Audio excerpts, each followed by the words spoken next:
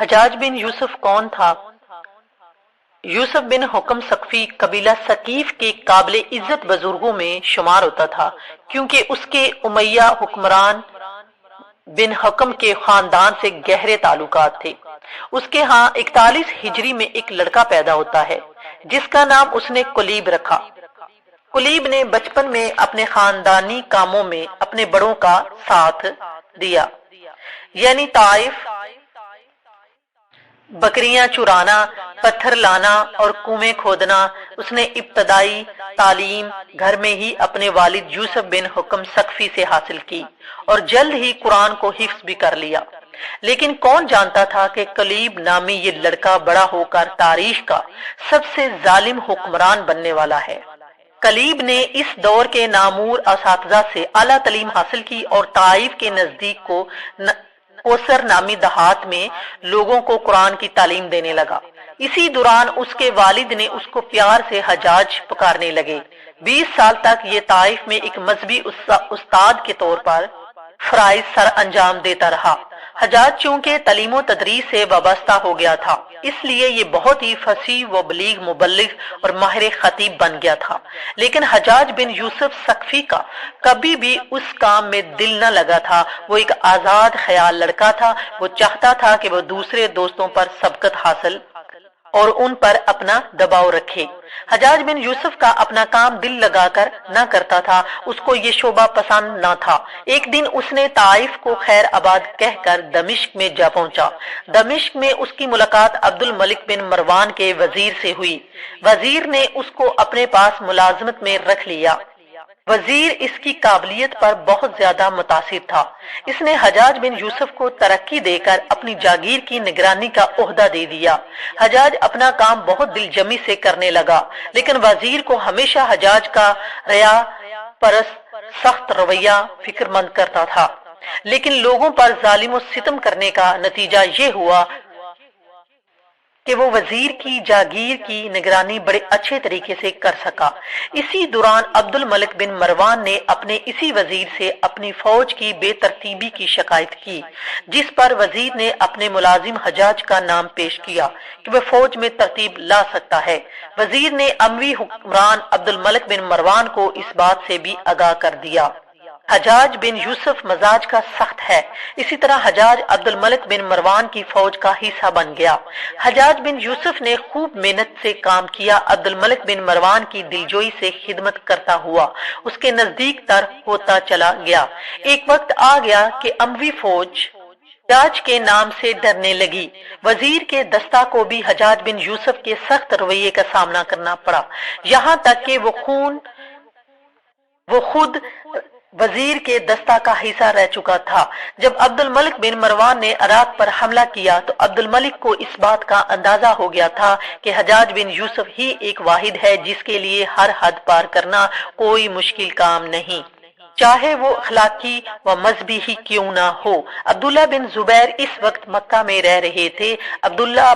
عبد الملک بن مروان نے سوچا کہ عبداللہ بن زبیر کی حکومت کو حجاج بن یوسف ہی تباہ کر سکتے ہیں۔ عبد الملک بن مروان نے عبداللہ بن زبیر شہید کروانے اور ان کی حکومت کو برباد کرنے کے لیے حجاج بن یوسف کو چن لیا۔ حجاج نے کعبہ کے چاروں طرف سے گھیرا ڈال کر کعبہ میں سہولیات زندگی کی کوئی چیز نہ پہنچنے دی اور ناکہ بندی 9 مہینوں تک جاری رکھی۔ جب کوئی شخص خانہ کعبہ کی حرمت کرنے سے انکاری ہوتا تو اس کو قتل کر لے، یہ کام خود کرتا۔ یہاں تک کہ کعبہ میں سنگ باری بھی کی گئی اور پھر بڑی چالاکی سے عبداللہ بن زبیر کو شہید کر ڈالا اور ان کی لاش کو مکہ کے بازار میں سولی پر لٹکا دیا۔ پھر حجاج نے سب سے پہلے مسجد الحرام سے جنگی آثار ختم کر دیے۔ عبد الملک بن مروان نے حجاج کی بہادری کو دیکھتے ہوئے کو حجاز کا گورنر کے عہدے کا اعزاز دیا۔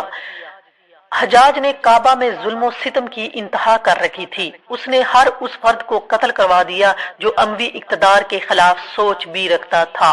اس کی دہشت اتنی پھیل چکی تھی کہ لوگ عبد الملک بن مروان کے ہاتھ پر بیعت لے آئے۔ اس کے بعد حجاج کو مدینہ میں اٹھنے والی تحریک کو کچلنے کے لیے بھیج دیا گیا۔ حجاج نے وہاں کے لوگوں کو جمع کر کے ایک تقریر کی۔ اس کے تقریر کا مدینہ کے لوگوں پر کوئی اثر نہ ہوا۔ حجاج نے مدینہ والوں پر ظلم و ستم کی انتہا کر دی۔ وہ لوگوں کو پاس بلا کر بیعت کی دعوت دیتا، اس پر راضی نہ ہوتا اور اس کو اسی وقت قتل کر دیتا۔ تقریباً 60 دن تک حجاج مدینہ کی سرزمین پر خون کی ندیاں بہاتا رہا۔ 2 یا 3 سال کا حجاز کا حاکم رہنے کے بعد عبد الملک بن مروان نے اسے اس عہدے سے برطرف کیا اور 57 ہجری کے رجب یا رمضان کے مہینے میں تمام تر وسیع اختیارات کے ساتھ اسے عراق کا حاکم بنا دیا۔ حجاج اپنے 12 فوجیوں کے ساتھ 1000 میل کا فاصلہ طے کر کوفہ پہنچ گیا۔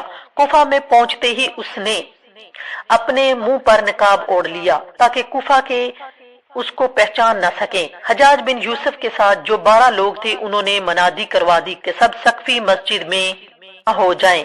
کوفہ کے لوگ کا رویہ کسی نئے آنے والے افسر کے ساتھ ٹھیک نہیں ہوتا تھا۔ وہ نئے آنے والے افسر کا استقبال شرارتوں اور پتھر اچھال کر کیا کرتے تھے، اسی لیے سب لوگ پتھر اٹھائے مسجد میں پہنچے۔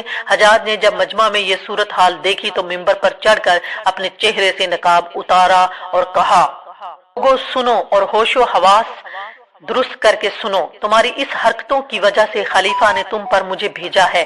تم منافق، مفسد اور باغی ہو، تم ہر آنے والے کا جینا حرام کرتے ہو، لیکن مجھے تمہاری گردنوں پر پکی فصلیں نظر آ رہی ہیں، اس لیے کوئی گردن نہیں جھکی ہو۔ یاد رکھیے، جو نظریں اوپر دیکھی وہ نکال دی جائیں گی، جو گردنیں نہیں جھکیں گی ان کو کاٹ دیا جائے گا۔ حجاج اپنے اور حکومت کی مخالفت کرنے والے کو قتل کروا دیتا تھا۔ حجاج کے ظلم و ستم کی انتہا یہاں تک جا پہنچی کہ وہ مردوں عورتوں کو ننگا کر کے غیر چھت کے کمروں میں بند کر دیتا تھا۔ ایک بار اس کے قیدیوں کی تعداد میں 50,000 مرد اور 30,000 عورتیں شامل تھی۔ قیدیوں کے لیے اذیت یہ ہوتی تھی کہ وہ ایک ہی خاندان کے مرد اور عورتوں کو ننگا کر کے ایک ہی جگہ قید میں ڈال دیتا تھا۔ ان قیدیوں میں سارے ہی حجاج اور بنی امیہ کے مخالف ہوتے تھے۔ اگر ظلم ڈھانے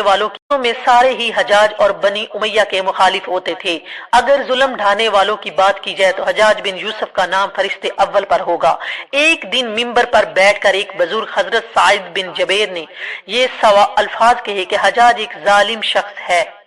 حجاج کو اس کے بارے پتا چلا تو اس نے اس بزرگ کو بولا کر پوچھا، تو نے یہ الفاظ بولے ہیں؟ تو اس بزرگ نے جواب دیا، ہاں آپ نے ٹھیک ہی سنا ہے۔ یہ بات سن حجاج غصے میں لال پیلا ہو گیا اور اس کو قتل کرنے کا حکم دے دیا۔ جب اس بزرگ کو دربار سے باہر لے جا رہے تو یہ بزرگ ہنس رہا تھا۔ حجاج کو اس کی ہنسی پر حیرت ہوئی۔ اس نے پوچھا، کیوں مسکرا رہے ہو؟ اس نے جواب دیا، تیری بیوقوفی کی وجہ سے۔ حجاج نے پھر حکم دیا کہ اس کو یہاں ہی قتل کر دو۔ جب قاتل نے اپنا خنجر بزرگ کی گردن پر رکھا تو اس بزرگ کی زبان پر یہ الفاظ تھے، اے اللہ، میرا چہرہ تیرے قبلہ کی طرف ہے، میں تیری رضا پر راضی ہوں، زندگی اور موت تیرے ہاتھ میں ہے۔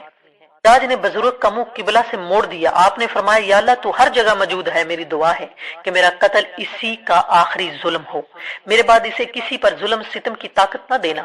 جب اس نیک بندے کو شہید کیا گیا تو اس کے جسم سے اتنا خون بہا کہ سب حیران و پریشان ہو گئے۔ حجاج نے ایک خون و خوار درندے کا روپ اپنا رکھا تھا۔ ایک طرف موسیٰ بن نصیر اور محمد بن قاسم خدا کی سرزمین پر اسلام کو عام کر رہے تھے اور دوسری طرف حجاج خود اللہ کے بندوں، اولیاء اور علماء اکرام کے ساتھ ظلم و ستم کی انتہا کر رہا تھا۔ حجاج نے 1,20,000 انسانوں کو قتل کیا۔